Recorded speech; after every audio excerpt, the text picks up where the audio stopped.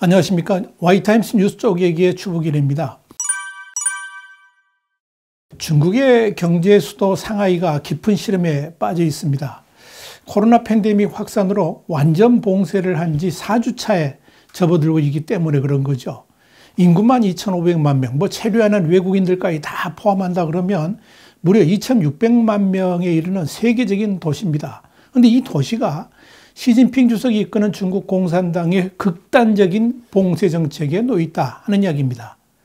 이렇게 상하이같이 전면 봉쇄에 놓인 도시들만 중국에서 최소 45개고요. 약 2억 명 정도가 사실상 감금 상태에 놓여 있다 이렇게 보시면 될 겁니다. 이렇게 말도 안 되는 정치 방역을 하다 보니까 이 상하이의 의료 체계는 이미 완전 마비 상태에 빠졌고 이로 인한 피해들이 속출하고 있습니다. 중국의 유명한 경제학자이고 차기 노벨상 수상 후보자로도 꼽히는 분이 있습니다. 랑생핑입니다. 이 랑생핑은 지난 11일 자신의 웨이보 계정에 모친의 슬픈 사망 소식을 올렸습니다. 신장 질환이 있던 98세 노모가 병세가 악화돼 가지고 이 상하이의 고급 병원인 산자의원 응급실을 찾았는데 코로나 검사 결과가 나와야지 치료를 받을 수 있다. 그 이유 때문에 그 결과를 기다리다가 아무런 처치도 못 받고 결국 숨을 거두었다는 겁니다. 다른 때 같았으면 간단하게 주사 한 방으로 생명을 연장할 수 있었겠지만 이 말도 안 되는 방역 절차 때문에 애꿎게도 랑생핑의 어머니는 결국 세상과 이별하게 된 겁니다. 더더구나 더 안타까운 것은 이 랑생핑이 이 어머니의 임종을 지키지 못했다는 겁니다. 이유는 상하이시 전체가 봉쇄되어 있었기 때문에 택시를 탈 수 없었기 때문에 그런 겁니다. 이렇게 말도 안 되는 슬픈 일들이 상하이에서는 비일비재하게 일어나고 있습니다. 이렇게 자유진영 국가에서는 이 상상도 할 수 없는 일들이 중국에서는 가장 번화한 도시인 상하이에서 버젓이 일어나고 있지만 그 분노를 표할 수 있는 이 SNS는 중국 정부가 완전히 틀어막고 있습니다. 17일 홍콩 사우스차이나 모닝포스트가 전한 바에 따르면 더윈, 과이저우, 진리토우타워 그리고 샤오홍수 같은 이 중국 소셜미디어 업체들은 IP 주소에 기반을 해가지고 이용자의 위치를 공개할 것이다 이렇게 발표를 했습니다. 그 이유가 뭘까요?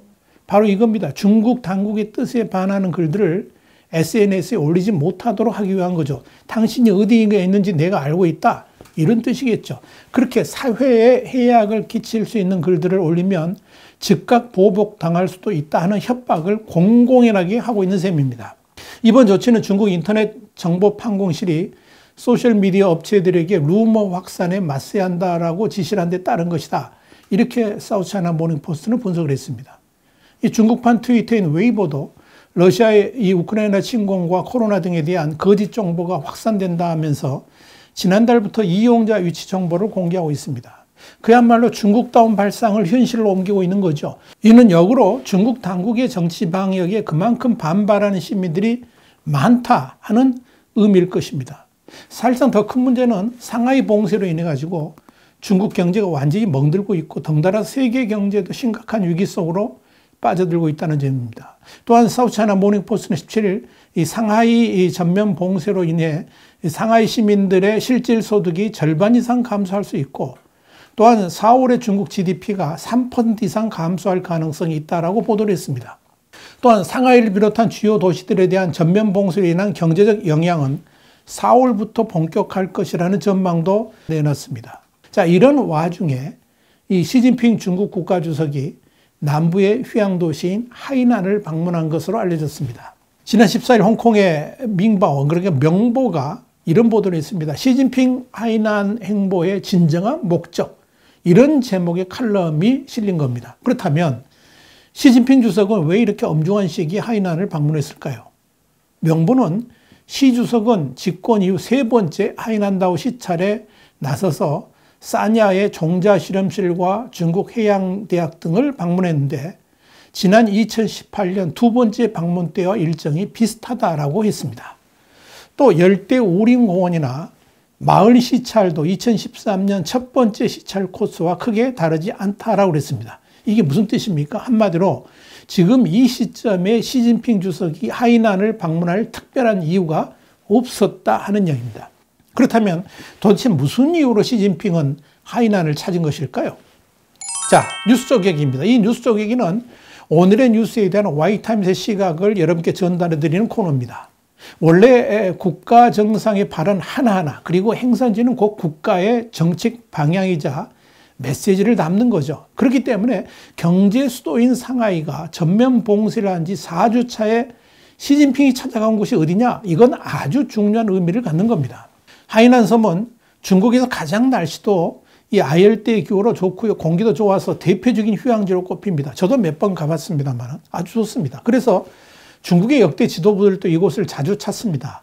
지난 2015년에는 장제민의 3대 일가가 한꺼번에 모두 하이난 섬을 찾아서 화제가 된 바도 있었습니다. 당시 장제민 주석은 이번 여행이 헛되지 않다, 이런 감탄의 말을 남길 정도로 이 하이난 섬 휴가에 대단한 만족감을 표시했었습니다. 그렇다면 시진핑 주석의 과거 방문 때는 어떤 일정이 있었을까요? 공교롭게도 지난 2번의 하이난섬 방문은 모두 4월이었습니다. 그런데 이 4월의 베이징은 우선 날씨가 매우 좋지 않습니다. 어떤 날은 따뜻했다가 갑자기 추워지기도 하고, 여기에다가 대륙에서 불어오는 황사에다가 꽃가루까지 날려가지고 호흡기 질환을 가진 사람들에게는 그야말로 최악의 날씨가 이어집니다. 그리고 4월은 이 중국 내에서 큰 정치적 행사들이 방학에 들어갑니다. 3월에 양회가 치러졌기 때문에 일단 휴식기를 갖는다는 거죠. 시진핑 주석이 4월에 하이난섬을 찾은 이유가 바로 여기에 있다는 것이 명보가 게재한 칼럼의 핵심 내용입니다. 자, 그렇다면 명보는 과연 이 칼럼에서 무슨 말을 하고 싶었을까요? 요지는 간단합니다. 이겁니다. 지금 인구 2,500만 명의 상하이는 전면 봉쇄라는 극심한 어려움을 겪고 있고, 중국 전역으로도 2억 명이 넘는 인민들이 코로나 팬데믹으로 어려움을 겪고 있는데, 국가의 수장인 시진핑 주석은 아주 여유롭게, 아주 한가하게 하이난 섬으로 휴양을 왔다는 겁니다. 그런데 더 어이가 없는 게 뭐냐면 바로 그 하이난을 찾은 시진핑 주석이 중국이 밀어붙이는 제로 코로나 정책의 당위성을 강조하면서 투쟁하기 싫어하는 정서, 요행 심리, 느슨한 마음가짐을 가져서는 안 된다라고 말했다는 겁니다. 명보는요, 이날 방금 말씀드린 그 칼럼과 함께 바로 이 기사를 게재를 했습니다. 자신은 여유롭게 하이난 섬에서 따뜻한 날씨에다가 휴가를 즐기면서 인민들에게 좀 더 싸우라, 이런 채찍질을 가한 거죠. 그리고 이날 관영 언론들은 또다시 시진핑의 제로 코로나 정책 당위성을 역설하는 대대적인 보도들을 쏟아냈습니다. 이것이 중국의 4월 풍경입니다. 진짜 잔인하지 않습니까? 여러분, 뉴스 한 줄 평입니다. 뉴스 한 줄 평은 오늘의 뉴스를 Y타임 시각에서 한 줄로 정리해 드린 겁니다. 인민들의 안위는 안중에도 없는 시진핑. 인민들의 안위는 안중에도 없는 시진핑. Y타임스 뉴스 쪽이었습니다. 다음 시간에 다시 뵙겠습니다. 감사합니다.